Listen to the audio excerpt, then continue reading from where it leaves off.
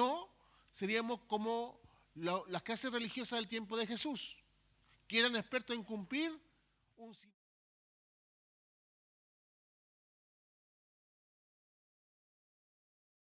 No es sinónimo de el proceso de santificación de Dios a través del Espíritu en nuestras vidas, sino que es precisamente una manera desvirtuada de entender lo que significa lo que el Espíritu Santo está haciendo en nosotros a través de la nueva vida que hemos experimentado en Él. Podemos señalar que la santificación es un proceso atribuido a la obra realizada por el Espíritu Santo en la vida de cada uno de nosotros que han experimentado el nuevo nacimiento. Miren, lo hermoso, la buena noticia es que hemos nacido de nuevo a través del Espíritu. Y hoy podemos experimentar una vida distintiva.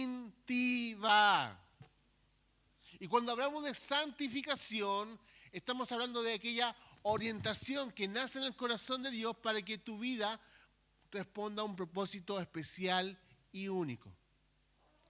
Quiero señalar que el concepto santo en la Biblia, por ejemplo en la teología bíblica, tiene directamente relación con el acto de consagrar o apartar para una tarea específica.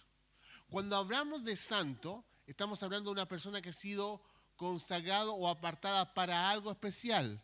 Por tanto, desde la dimensión bíblica, todos los creyentes son santos. Lo voy a volver a decir. Desde la dimensión bíblica, todos los creyentes son santos. Y esta concepción bíblica contradice la tradición religiosa, donde nosotros pensamos que las personas santas son las personas que están en un plano de superioridad espiritual o moral. Ahora, tenemos esa bíblica que hemos sido constituidos como santos, pero nos miramos a nosotros mismos en el día a día y no parecemos serlo tanto.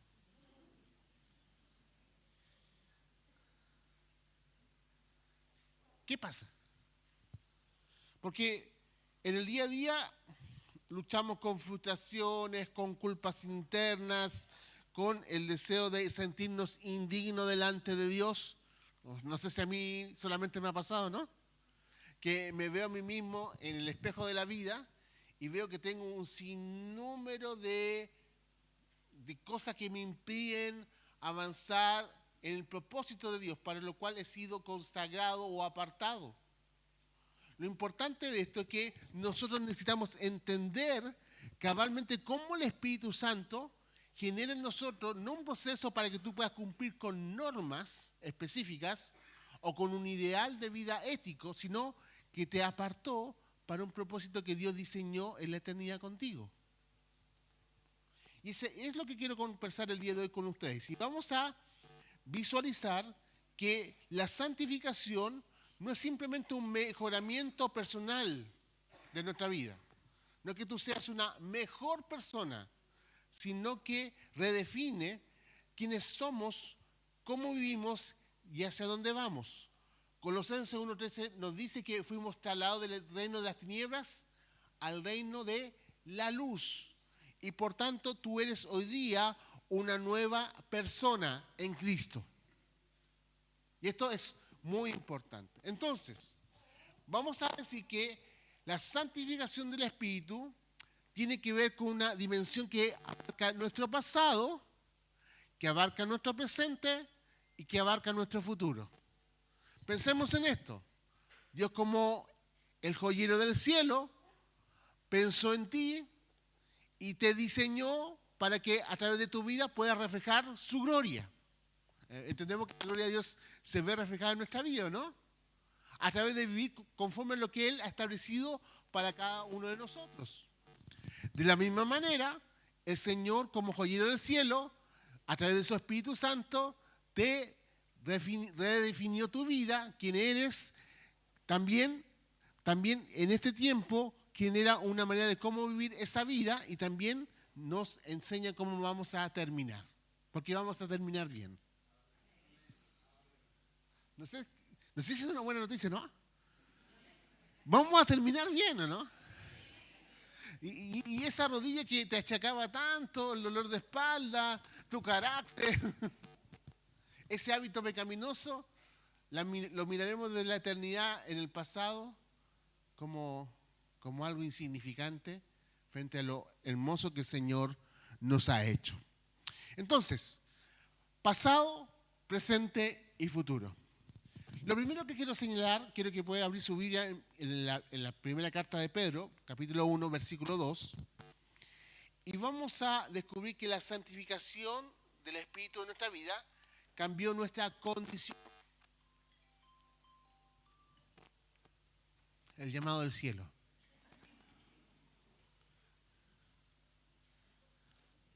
Primera de Pedro 1:2, estoy leyendo la Reina Valera 60. Dice así, solamente señalar que la carta de Pedro se escribió para aquellos que fueron dispersados tras la destrucción o el incendio de Roma, judíos y cristianos, que están viviendo momentos de mucha persecución. El texto dice así, elegidos según la presciencia de Dios Padre, en santificación del Espíritu, para obedecer y ser rodeados con la sangre de Jesucristo, gracia y paz os sean multiplicadas. Así inicia la carta del apóstol Pedro, su primera epístola. Precisamente aquellos que estaban dispersos, a los cuales como primera cosa, como elegidos. ¿Elegidos por quién? Según la presciencia de Dios, es decir, un conocimiento, porque Dios es omnisciente, inicial de todas las cosas de Dios Padre y que han sido santificados por medio del Espíritu para obedecer y ser rociados con la sangre de Jesús. Y obviamente esta expresión tan neotestamentaria, gracia y paz os sean multiplicadas. Lo primero que debemos entender acerca de la santificación del Espíritu es que esta santificación tiene un punto en el pasado, y ese punto en el pasado le llamamos santificación posicional. ¿Qué significa eso? Que Dios nos mira en nuestra condición de una manera distinta. Miren, aquí tengo algo que denota mi edad. ¿Qué es esto? Estos anteojos que tengo significa que yo puedo ver de cerca lo que estoy leyendo, pero no puedo ver sus rostros. Lo veo como manchas. Algunas manchas más delgaditas.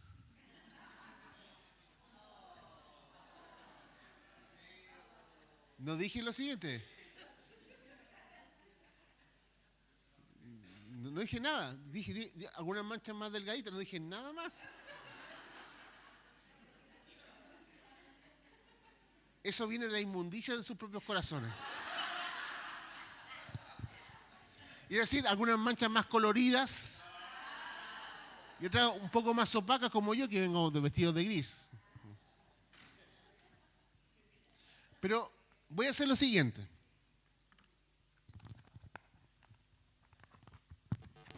La edad. Ahora puedo ver. Veo su rostro. Veo a Miguel, mira. Con su sonrisa. Mónica. Lo puedo ver de lejos. Voy a hacer esto, si no, no voy a poder predicar, ¿ya? Cuando Dios nos mira, es como si el Señor hiciera un cambio de anteojos. Para poder entender la santificación posicional, debemos necesariamente entender dos áreas. Número uno, la elección y la justificación. La voy a explicar muy sencilla. Está medio malo esto, ¿no? ¿Ah? Está raro. Me dijeron que explicar con este otro. Permiso.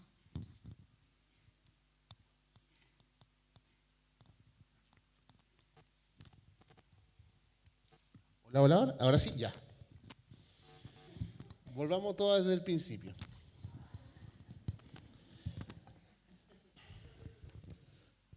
Posicionalmente, tu condición delante de Dios cambió. Y eso es fruto de dos doctrinas importantes que debemos entender. Número uno, la elección. ¿Qué significa esto? Que Dios en su soberanía decidió elegirte por gracia. Ahora, el texto dice que nosotros fuimos elegidos según la presciencia de Dios. Cuando hablamos acerca de esto, no quiere decir que Dios hizo lo siguiente. No quiere decir que Dios dijo, este sí, este no, este sí, este no. Porque algunos ven en eso una especie de determinismo parte de Dios, ¿o no? Lo que Dios hizo es que Él sabía nuestras tomas de definiciones frente a su gracia, y eso que iban a definir por Jesús en un momento, Dios los escogió en Cristo. Por tanto, tú eres parte de la elección de Dios. Eso es hermoso, ¿no?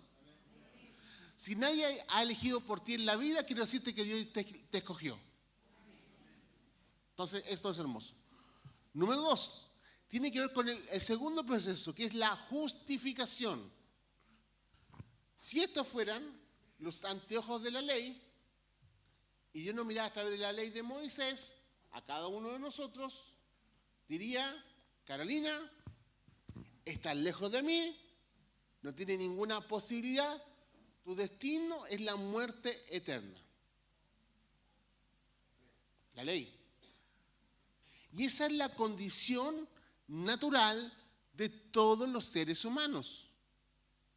Romanos 3:23. Por cuanto todos pecaron, todos, ni aun el que estime que su vida tenga una moralidad, una ética, un perfeccionismo moral intachable. Por cuanto todos pecaron y están destituidos de la gloria del Señor. Sin embargo, sabemos que vino Jesús y murió por nosotros en la cruz. Amén. Y por tanto, Dios ya no te ve con estos anteojos de la ley, sino que cambia estos anteojos, y estos anteojos tienen un nombre, se llaman Jesús y su sacrificio en la cruz. Y Dios a través de Jesús mira la hermosura de Carolina, pero filtrada a través de el sacrificio de Cristo. Por tanto, Jesús se constituye en justicia de Dios para con nosotros. Aquel que no tenía pecado, aquel que no pecó, nos transfirió su justicia para que tú y yo fuéramos declaradas delante de Dios justos. Y de ese instante, el Espíritu Santo vino a ¿qué cosa? A refrendar esa justificación a través de este inicio del proceso, la santificación. Tú y yo fuimos apartados desde que tu corazón fue regenerado, como dice Tito 3:5, y sellado como creyente a través del Espíritu Santo, Efesios 1:13, fuimos declarados santos delante de Él. Y esa condición no tiene que ver con tus méritos. Ojo con esto, porque como nosotros venimos con esta idea tradicional de la santidad o del ser santo en función de la tradición religiosa, la santificación no tiene que ver con tus méritos, tiene que ver con lo que Jesús hizo en la cruz del Calvario. Y por tanto, tu orientación en la vida tiene que ver con esa justicia inicial. Tú ya eres santa. Cuando te mires en el espejo en la mañana, ahí con la lagaña ahí, ¿cierto? No vamos a referirnos como eso. Cuando te mires en el espejo en la mañana, piensa que Dios te ve de una manera distinta. Te ve como una persona que ha sido apartada para un propósito glorioso. Y así como el joyero del cielo tiene una obra pensada sobre tu vida, Él quiere concretarla en este tiempo a través del día a día. Entonces, el texto nos dice, la presencia de Dios conocía de antemano nuestra definición. Y dice que Dios Padre, en la santificación del Espíritu, nos preparó para obedecer y ser rociado con la sangre de Jesucristo. ¡Qué hermosa verdad! ¡Qué hermosa verdad! Otro llamado del cielo. Apague el celular, querido, ¿ya? Por favor. Entonces, es importante tener esto presente. Qué bueno es entender que hemos sido santos y apartados por el Señor para algo. Tu vida posee un propósito porque Él te apartó para tal propósito. Y no solamente eso, sino que hoy día Dios te mira a través de Jesús. Wow, qué hermoso eso, ¿no? Y cuando aparece el viejo quien está ahí, lleno en delito y pecado, Jesús, bueno, el Señor viene, cambia esos anteojos y me mira permanentemente a través del filtro de Jesús y ve a un Eugenio que tiene que ver con este propósito magnífico que él ha preparado para su vida. Entonces, fuiste elegida, fuiste elegido para vivir una vida distinta. Eso es hermoso, ¿no? Lo segundo es que esta santificación no solamente tiene que ver con la posición, lo que nosotros éramos delante de Dios, sino que se va dando en nuestra vida de manera progresiva. Es una santificación que cambia nuestra forma de vivir. ¿Qué es lo que dice 2 de Corintios 3, 17 y 18?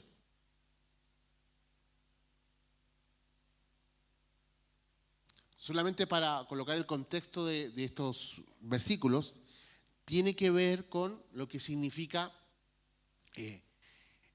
cómo la ley de Moisés estableció una especie de velo que nos impedía disfrutar de la presencia del Señor. El texto de 2 Corintios 3, 17 y 18 dice de la siguiente manera: porque el Señor es el Espíritu, y donde está el Espíritu del Señor, allí hay libertad. Por tanto, nosotros todos, mirando a cara descubierta, como un espejo la gloria del Señor, somos transformados de gloria en gloria en la misma imagen como por el Espíritu del Señor. Aquí hay una alusión a la experiencia de Moisés cuando se encontraba con Dios en el monte y veía al Señor y su presencia. Entonces nos dice que antes Moisés tenía un velo, pero hoy día ese velo nosotros no lo tenemos, es el velo de la ley. Y podemos mirar a Jesucristo a cara descubierta y a través de relacionarnos con su persona, somos transformados de gloria en gloria, en la misma imagen de su Hijo. ¿Por quién? Por el Espíritu del Señor. Por tanto, la santificación progresiva es un proceso que se da de manera constante en nuestra vida, donde el Espíritu Santo transforma nuestra vida en un crecimiento, escúchame bien, ascendente.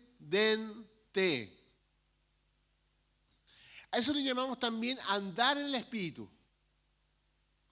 ¿Qué significa andar en el Espíritu? No significa solamente experimentar la manifestación de Dios, o no solamente significa evidenciar el uso de los carismas del Espíritu, sino significa en este caso entender que Dios está trabajando en mi vida para yo poder ser moldeado conforme a la imagen de su Hijo Jesús. La meta de Dios es que tú expreses su gloria de una manera singular, pero que a pesar de todo eso podamos reflejar la imagen de Cristo, lo cual nos permite, en este caso, despojarnos del viejo hombre o de la vieja mujer. ¿Cuántos arrastran un viejo yo atrás, no? ¿Cómo me libro de eso? ¿Cómo me libro de mis viejas costumbres, de mis viejas actitudes, de aquellas cosas que en mi carácter me impiden avanzar lo suficiente, si no es porque le doy el lugar al Espíritu Santo en mi vida?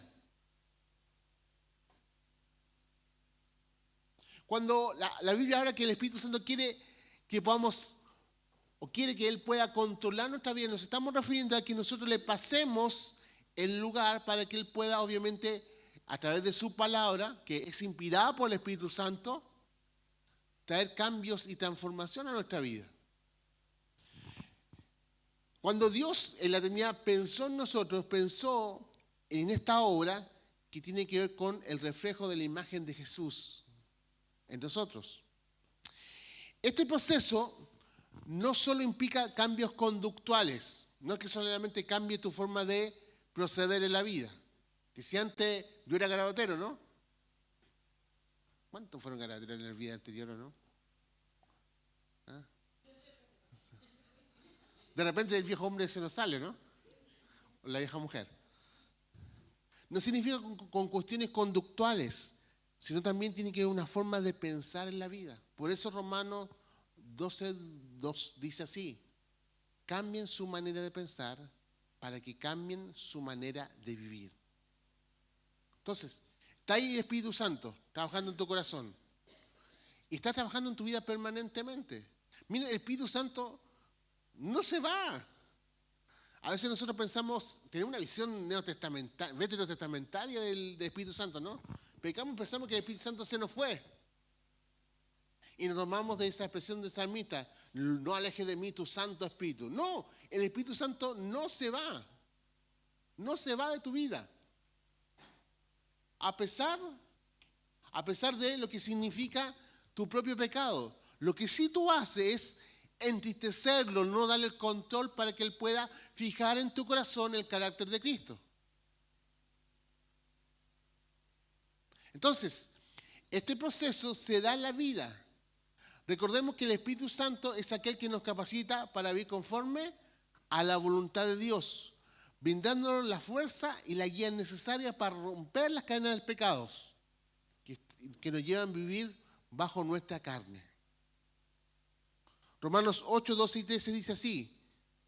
Ponga atención, voy a leer la versión internacional.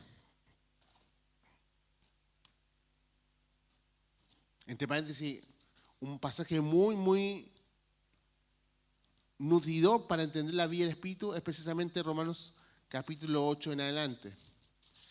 El texto dice así, versículos 12 y 13. Por tanto, hermanos, tenemos una obligación. No es la de vivir conforme a la naturaleza pecaminosa, es decir, conforme a la carne. La palabra carne en Romanos no significa cuerpo. No estamos pensando en una vida inmaterial, no, se está refiriendo a aquella naturaleza pecaminosa que nos impiden obedecer a Dios, que nos anclan a nuestra antigua manera de vivir, ¿no? El texto dice, por tanto, hermanos, tenemos una obligación, pero no es la de vivir conforme a la naturaleza pecaminosa, porque si ustedes viven conforme a ella, morirán. Pero si por medio del Espíritu dan muerte a los malos hábitos del cuerpo, vivirán. La vida del Espíritu, manifestada a través de la santificación. Lo hermoso de este proceso de la santificación es que nos lleva a vencer aquellas cosas en nuestra vida que no podemos hacer bajo nuestras fuerzas.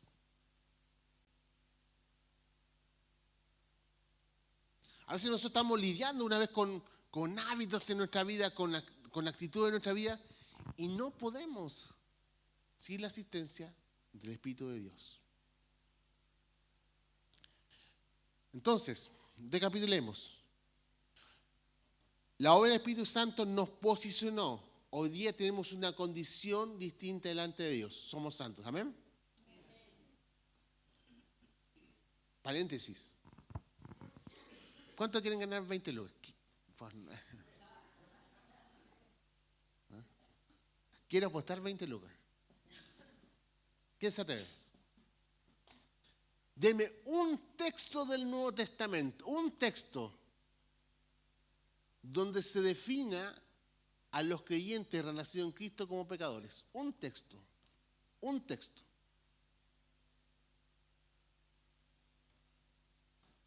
No estoy diciendo que no pequen, estoy diciendo que su condición delante de Dios son como pecadores. Un texto. No existe. No existe. Pecamos, sí, pero cuando pecamos estamos yendo en contra de nuestra propia condición. Bueno, pero sigamos avanzando. No solamente la santificación es posicional ni es progresiva, sino que también va a ser una santificación consumada. Gloria a Dios por eso, ¿no? Vamos a Romanos capítulo 8, versículos 10 al 11. El texto dice así. Pero si Cristo está en ustedes, el cuerpo ha muerto a causa del pecado, pero el Espíritu que está en ustedes, de aquel que levantó a Jesús de entre los muertos, vive en ustedes. Perdón, voy a volver a leer acá, ahora sí. Pero si Cristo está en ustedes, el cuerpo está muerto a causa del pecado, pero el Espíritu que está en ustedes es vida a causa de la justicia. ¿Se recuerdan el cambio de anteojos, no? Y si el Espíritu de aquel que levantó a Jesús de entre los muertos vive en ustedes, el mismo que levantó a Cristo de entre los muertos, también dará vida a sus cuerpos mortales por medio de su Espíritu que vive en ustedes. El Espíritu Santo es sello y garantía de una salvación que está en desarrollo. Por eso me llama mucho la atención cuando dice que la salvación se pierde. Algunas personas propugnan. Porque está en desarrollo. Si el Espíritu Santo está en ti, vive en ti, y no podemos decirle a Jesús, Señor, si no es por el Espíritu, entonces eso es garantía de que Dios va a acabar la obra que comenzó en ti. Amén. Filipenses 1:6, ¿qué dice? Aquel que comenzó la buena obra será fiel en perfeccionarla hasta el día de Jesucristo. La santificación consumada se refiere al estado final, cuando la joya sale a la luz. Mientras tanto estamos en el fuego, estamos siendo procesados, moldeados, purificados para la consumación de los propósitos de Dios en nuestra vida, las cuales Dios preparó de antemano en la eternidad. La vida que el Espíritu Santo nos da ahora es una anticipación de la vida que vamos a experimentar en la consumación de los tiempos. Hace 2 semanas atrás hablaba acerca de esto, ¿no? Tú ya estás viviendo la eternidad. Ya estamos disfrutando la eternidad.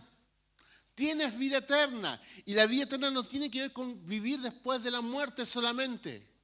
La vida eterna es una vida que no se extingue, sino que se traspasa inclusive al último y posterior enemigo, que es la propia muerte. Ya podemos disfrutar de la era celestial, en el aquí y en el ahora. Usted me mira y dice, ¿qué significa eso para mí? Que tú ya puedes echar mano de todo lo que significa la eternidad ahora. Filiación con el Padre, seguridad con Él, adopción. Echar de mano los recursos divinos para enfrentar la vida en aquí y ahora, porque tú has sido apartado por Dios. El Espíritu nos fortalece y nos ayuda a vivir en obediencia a Dios y también preserva nuestra propia salvación, como decía Filipenses 1:6. Preserva nuestra salvación. No olvidemos que es el mismo Espíritu que resucitó a Jesús de entre los muertos, es el mismo Espíritu que también dará vida a nuestros cuerpos mortales. Cuando uno va avanzando en la vida, aparecen los achaques, ¿no? ¿A cuánto le pasa eso, no?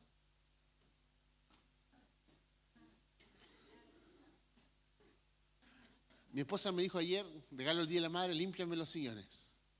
Estaba ahí con una máquina especial limpiando los sillones. Se supone que era una pega fácil, ¿no? Y terminé con un dolor de espalda. Y me acordé del apóstol Pablo que dice que mientras este antiguo tabernáculo se va desgastando, el interior se va renovando de día en día. Amén. Amén. El interior, no el de afuera. ¿Eh? Pero llegará el día que este viejo tabernáculo va a ser renovado por completo. Eso significa santificación.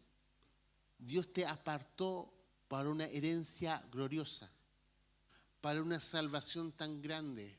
Una salvación que no solamente implica lo más importante, vivir en la eternidad con Dios, sino que impacta en el aquí y en el ahora. Es entendernos como personas que son aceptas en el amado en Jesús, amadas especialmente, valoradas por Dios, entendernos con una misión y un propósito de vida. Es saber que mi vida posee un valor y una asignación que es tan fundamental e importante que yo no puedo desviar de ella. Y así como el atleta en medio de la carrera no tiene la disposición para apartarse del camino, sino que tiene una meta superior. Como dice el escritor de Hebreos, en Hebreos capítulo 12, puesto los ojos en Jesús, el autor y consumador de la fe, quien por el gozo puesto delante de Dios menospreció lo oprobio. Es decir, Jesús tenía una meta por delante. Sabía que la cruz era un intermedio, pero él tenía una meta por delante. Y del mismo modo, a pesar que hoy día podamos vivir tiempos difíciles, donde nuestros cuerpos se decaen, donde vivimos momentos difíciles, sabemos que tenemos una meta gloriosa por delante. Una salvación que se está ejecutando. Y el Espíritu Santo está contigo en todo el proceso, desde el día 1 hasta el día final.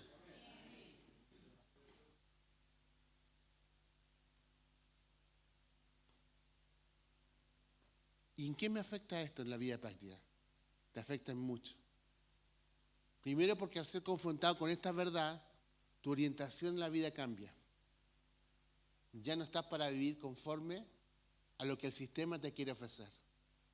Un sistema que hoy día te invita a narcotizarte en medio de entretenciones y cuestiones que no tienen valor. Que te invita a alcanzar metas que no tienen finalidad y que no van a trascender más allá.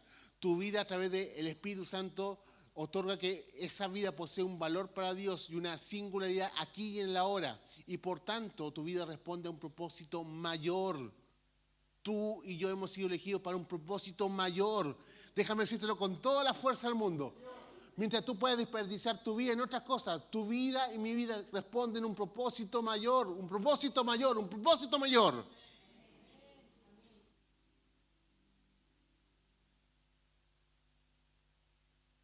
Vale la pena. Vale la pena vivir por ese propósito. La salvación no es una vida de resistencia para aguantar y llegar al cielo. La salvación es la vida de Dios en ti por la gracia de Dios a través del sacrificio de Jesús y la asistencia del Espíritu Santo para mostrar el reino de Dios y su gracia. No solo por contigo, sino con los demás. Quiero invitarte que todo lo que es de pie un segundo.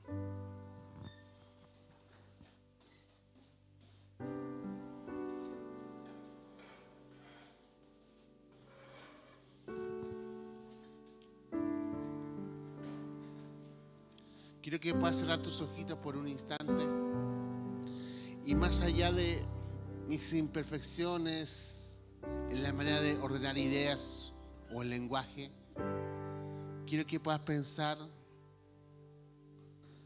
cómo Dios te proyectó en la eternidad y te apartó para algo que es más grande.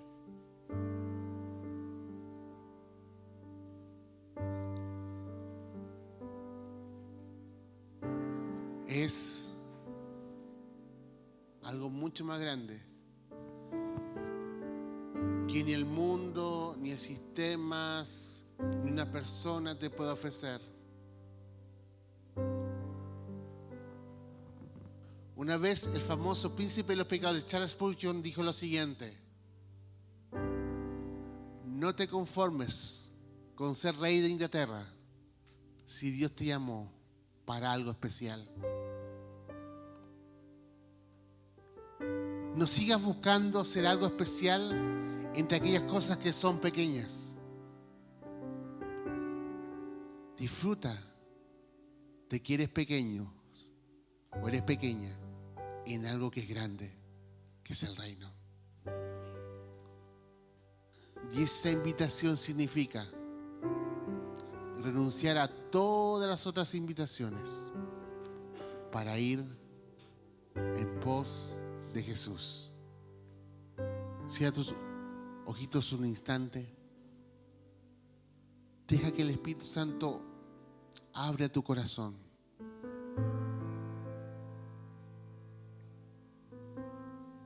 ¿Cuánto tiempo más te vas a enredar una y otra vez en cuestiones que son secundarias? Hoy es la posibilidad de permitir al Espíritu Santo que Él pueda seguir obrando en tu interior, purificando, guiándote a toda verdad y a toda justicia. Si tú quieres decirle al Señor en este día: yo quiero vivir bajo este proyecto glorioso que tú tienes para mí hoy, quiero que puedas levantar tu mano un segundo.